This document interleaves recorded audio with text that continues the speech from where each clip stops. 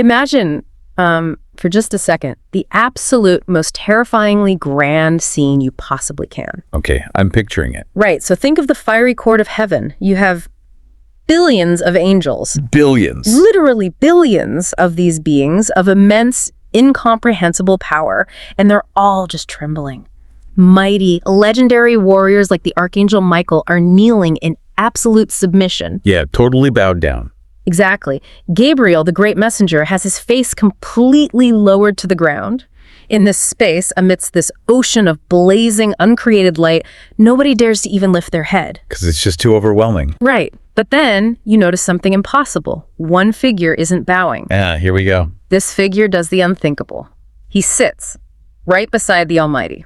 Which, I mean, it completely shatters the fundamental architecture we associate with the celestial realm. It totally breaks the rules, right? Oh, completely. The cosmic hierarchy is built on a very strict binary. Right. The creator occupies the throne, and the entirety of creation, literally everything else, bows before it. Right. So seeing a created entity take a seat in that specific space, I mean, it violates the core physics of that reality. And that's exactly why you sent us this incredible stack of sources today to help us understand that exact violation. Yeah, it's a wild ride. It really is. We've been poring over your notes, the ancient rabbinic traditions, apocalyptic visions, and those deep Jewish mystical writings, specifically 3 Enoch. Which is such a fascinating task. It's mind-blowing. So the mission for your custom deep dive today is to synthesize these texts and uncover the story of the most controversial, mysterious, and intentionally hidden angel in existence.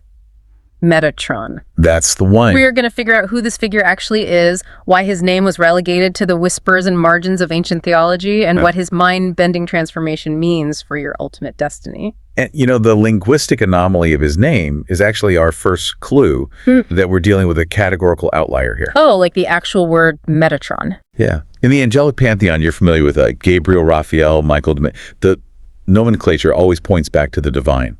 It ends in L. Oh, right, meaning God. Exactly. But Metatron doesn't follow that etymological rule at all. It sounds almost alien compared to the others. So where does it come from? Well, some scholars look at the Greek root medronos, which basically translates to the one beside the throne. Wow, so his name is his job description. Pretty much. His very identity is defined not by his nature, but by his unprecedented proximity to the divine seat of power. This isn't just about ancient angelic lore. It's about the very real implications of human potential. Okay, let's unpack this. Because if he's bypassed the entire celestial hierarchy to sit by the throne, I mean, in ancient cosmic architecture, proximity equals purpose. You definitely don't get that seat just to be a spectator. Right, you don't just sit there to watch. So we have to ask, where did he come from, and why on earth is he the only one allowed to sit down? And the twist hidden in these sources is just, it's staggering. It is. The twist is that Metatron didn't start out in heaven. He was a human being. Flesh, blood, dirt, dust. A man named Enoch. Yeah. And the implications of that origin story completely upend the natural order of the cosmos, at least as these ancient traditions understood it. Because it's like, well, it's like a frontline entry-level worker bypassing every single manager and suddenly being given a desk right next to the CEO. That is a perfect analogy. Yeah. Because angels are celestial fire. Right. And humanity is terrestrial dust. The boundaries between those domains were considered absolute, unbreakable. So a human doing this is like watching an apple fall upward. Exactly. It completely breaks the fundamental law of spiritual gravity. A mortal transcending his own biological and spiritual limitations to reign above beings of pure energy. And the crazy part is the only little tiny whispered clue we get in the standard biblical text is that notoriously vague line in Genesis 5.24. Right, the one everyone glosses over. Yeah, it just says, Enoch walked with God, then he was no more because God took him. Which is, I mean, it's so cryptic. And for centuries, mystics just obsessed over the mechanics of that taking. Like, what does God took him actually mean? Right, he didn't just die naturally. No, not at all. And that's where 3 Enoch provides the missing narrative. And I got to warn you, it is a staggering account of sensory and spiritual overload. It reads like a sci-fi epic, honestly. It really does. God didn't merely end Enoch's earthly life. He pulled him alive through the veil into the heavenly realms. And this wasn't some peaceful, beamed up like Star Trek teleportation. No, he was escorted by mighty angels through 7 distinct heavens. Right, and each one is exponentially more terrifying and glorious than the last. The descriptions of that ascent are so visceral. Your sources describe him passing through realms of singing stars, navigating past angelic hosts that guard deep cosmic mysteries. And facing entities made of half fire and half ice. Half fire and half ice. Like, imagine being a mortal man made of fragile flesh walking through that environment. The existential dread would be, the sensory assault is unimaginable. And the angels themselves are horrified by his presence. Wait, they're horrified? Not just surprised. Oh, actively hostile. According to the text, the celestial guards literally smell his mortality. They demand to know why the scent of a, quote, woman born is trespassing in the highest heights. Wow. They're basically saying you do not belong here, dirt. Exactly. Yeah. Because the environment of the seventh heaven is entirely hostile to physical matter. When Enoch finally reaches the throne room, the uncreated glory of the Almighty threatens to instantly incinerate his human biology. He just can't survive in that space as a regular guy. He can't. So God commands the highest archangels, Michael, Gabriel, Raphael, Uriel, to fundamentally dismantle and rebuild him. They don't just give him an upgrade or a shield. They rewrite his entire molecular and spiritual makeup. Stripped to the core. Yeah, the texts describe Enoch being stripped of his human flesh entirely. He's given a new body composed of divine flame. He is clothed in garments of light that literally outshine the sun. And then there's the crown. Oh, the crown is wild. They place a crown on his head featuring thousands of eyes, which represents the omniscient, all-seeing gaze of God. So, Enoch the man is gone. God names him Metatron, the prince of the presence. What's fascinating here is the mechanism of that transformation. Right. Metatron crossed an impassable boundary. Right. He proved that a mortal, flawed human could be exalted above the celestial host, and not through conquest, or because he had inherent superpower. It was just through absolute closeness. Exactly. Through absolute surrendered closeness with the divine, his proximity to God fundamentally altered his state of being. Okay, so with that transformation complete, we have to look at what he's actually doing up there, his new job description. Because if you have a former human glowing brighter than the sun sitting next to God, what is his function? Well, the texts designate him as the scribe of heaven. But I have to push back on that logic for a second. If we are talking about an omniscient, omnipotent creator... Right, a God who knows everything. Exactly. A God who knows the number of hairs on a person's head. He doesn't need an administrative assistant taking notes. It does seem a bit redundant, doesn't it? It really does. An all-knowing deity requiring a scribe to document what happened on a Tuesday in the 14th century feels like a massive theological contradiction. What am I missing here? It feels like a contradiction until you view it through a different lens. You have to look at it through the lens of divine jurisprudence rather than divine memory. Oh, like a courtroom. Exactly. Metatron's role as the heavenly scribe has absolutely nothing to do with compensating for a lapse in God's memory. God doesn't forget. Right. It is entirely about the mechanics of cosmic justice and human accountability. In the ancient Near Eastern conception of a royal court, decrees must be legally witnessed. They have to be formally recorded to establish order. Okay, so it's about having a jury of peers, or in this case, a witness of peers on a cosmic scale. Precisely that. God places a pen of fire and a scroll of light in Metatron's hands so he can write in the book of life and the book of death. That's intense. It is.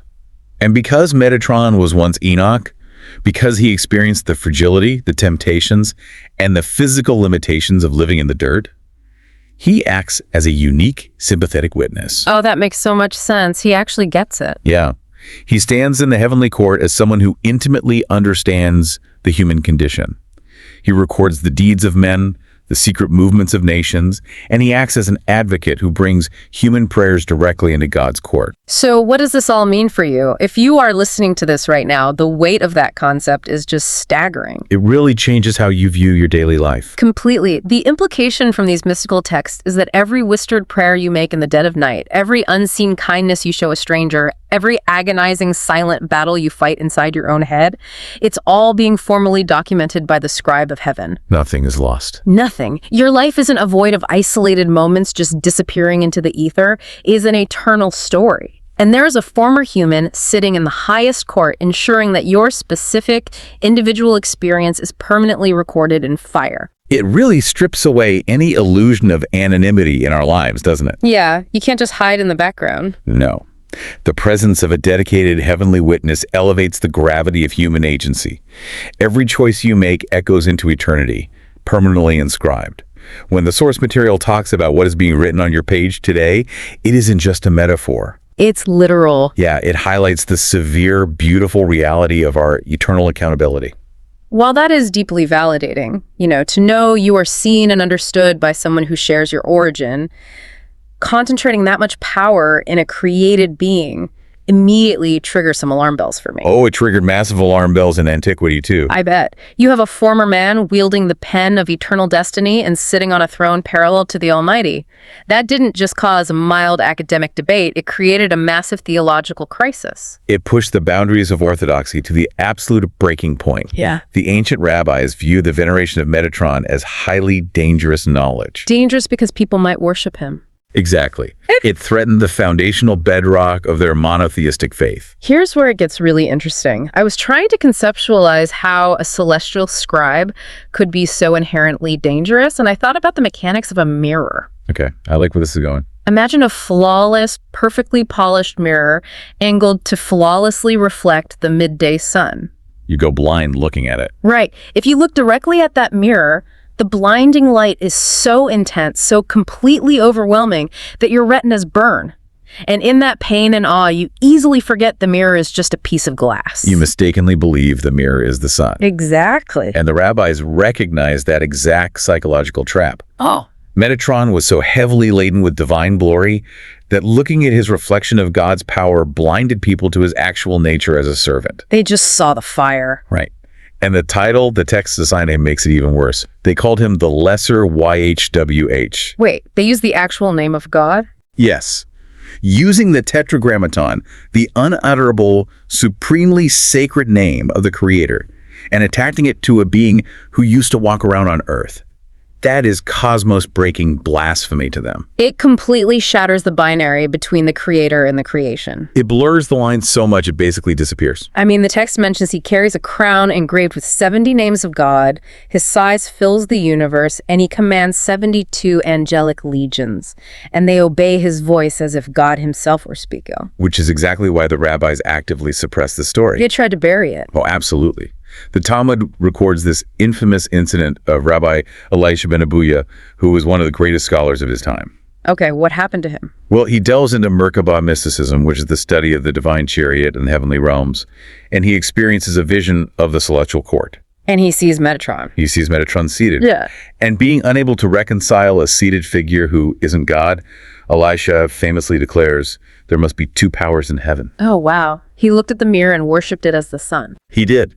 And that exclamation was a direct assault on the Shema. Hear, O Israel, the Lord our God, the Lord is one. The core of Jewish theology. Exactly. It introduced a terrifying dualism into a strictly monotheistic system. Elisha ben Abuya was actually branded a heretic. They referred to him afterwards simply as Aker, which means the other. That is brutal. It was serious business. If we connect this to the bigger picture, to prevent this heresy from spreading, the rabbinic authorities heavily restricted access to these apocalyptic texts. Like putting a lock on the library doors. Pretty much. They dictated that the mysteries of the heavenly court could only be taught to one student at a time, and only to the most mature, grounded scholars. They actively marginalized the lore of Metatron to protect the absolute singularity of God. They basically enforced a quarantine on the information. Which makes sense because human nature is desperate for a mediator we can comprehend. It's much easier to relate to a former human. Right. A glowing human on a throne is easier to wrap our minds around than the infinite, uncreated creator. But this raises an important question. If this story caused wise rabbis to stumble into heresy, and if the authorities worked so hard to quarantine it, why did your sources preserve the legend of Metatron at all? Why not just burn the texts? Exactly. Why not completely erase the anomaly from the historical record? Because reading through these texts, it becomes clear that his existence isn't just preserved as a quirky historical footnote. No, it has a much deeper purpose. It's preserved because it's a map of the future. And that is the crux of it. The survival of the Metatron narrative points to a much larger eschatological purpose. I mean, why would God elevate a mortal closer to the throne than the seraphim? Right. Why him? The text suggests that Metatron is not a one-off anomaly. He is the prototype for human destiny. He is the proof of concept for you, for humanity. If Enoch could cross the boundary from fragile dust to celestial fire simply by walking in perfect proximity to God, it redefines the entire ceiling of human potential. It totally does. And your sources draw a brilliant line from this ancient Jewish mysticism directly to New Testament theology. We see this manifested in 1 Corinthians 6.3. Oh, right. Paul's letter. Yeah, where Paul casually drops one of the most staggering theological claims in Scripture. Yeah. He says, "Do you not know that we will judge angels?" We usually read right past that verse, but think about the mechanics of what Paul is actually saying there. It's mind-bending. It is. We, the currently flawed, earthbound, dirt-made humans, are going to sit in judgment over the immortal, terrifying beings of the celestial court. And the trajectory of the Metatron narrative makes that verse suddenly logical. Metatron foreshadows the reality that humanity was never designed to remain in a state of decay. We aren't supposed to stay dust. Exactly. The ultimate redemption doesn't just restore humanity to a pleasant garden. It elevates humanity to the cosmic throne room. The texts really highlight the profound parallel between Metatron and the fulfillment found in Christ, too. It's the ultimate reality of a man exalted to the right hand of God, acting as the perfect mediator, and permanently tearing down the veil between the physical and the divine. Metatron proves the boundary is permeable. Proximity to the divine alters your fundamental nature. It changes everything. Which brings us to a radical synthesis of everything we've pulled from your sources today. We've examined how a mortal man bypassed the entire angelic hierarchy. The ultimate promotion. Yep. We've looked at the terrifying glory that caused theological crises and forced ancient rabbis to literally hide his name. And we've seen how his role as the scribe of heaven, wielding a pen of fire, acts as the ultimate prototype for humanity's elevation. The profound takeaway here is that the architecture of heaven is actually designed to accommodate the ascension of humanity. The dust is meant to rule. The dust is meant to rule. I love that. And that leaves you with one final lingering implication to consider. We've spent a lot of time analyzing Metatron's role as the witness, how he uses that pen of fire to record your daily acts, your hidden kindnesses, and your silent struggles into the eternal cosmic record. It's an incredible thought. It is. But if Metatron is truly the prototype for your destiny, if he is the foreshadowing that humanity is meant to ascend and govern the celestial realms, then the ultimate goal of your existence isn't just to have your story passively recorded by heaven. Oh, that's a powerful shift. Right. If we follow the trajectory of this ancient prototype, the goal is that one day, you are meant to hold that pen of fire yourself. Wow. Which means the choices you make today, the integrity you maintain when absolutely no one is looking, the grace you offer in the middle of chaos, they aren't just being written into the cosmic record. Their preparation. Exactly. Those choices are actively training you. They're expanding your spiritual capacity so that one day you will be equipped to help author the universe's next chapter. That changes the weight of every decision we make. It really does. So as you move through your day, remember the weight of the sitting figure in the fiery court. Thank you so much for sharing these incredible sources and joining us on this deep dive. It was a pleasure. Keep questioning the boundaries of the possible, keep seeking the mysteries hidden in the margins, and we'll catch you next time.